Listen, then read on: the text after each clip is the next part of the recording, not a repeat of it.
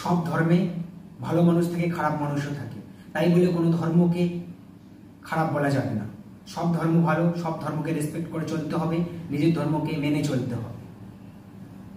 আজ ভারতবর্ষে বা বাংলায় যে সমস্ত দাঙ্গাগুলো লাগাচ্ছে কারা? সোশ্যাল মিডিয়া থেকে লাগাচ্ছে, নিউজ চ্যানেল থেকে লাগাচ্ছে। যে সমস্ত নিউজ চ্যানেলে অ্যাঙ্কারগুলো আছে তারা দাঙ্গা লাগাচ্ছে।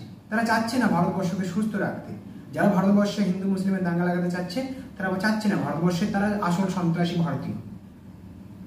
যারা ভারতবর্ষে দাঙ্গা লাগানোর চেষ্টা করছে তারাই আসল ভারতীয় শত্রু, তারাই হলো আসল টেরোরিস্ট। তো আমাদেরকে সাবধান হতে হবে, আমরা এসবের ফাঁদে পা দেব না।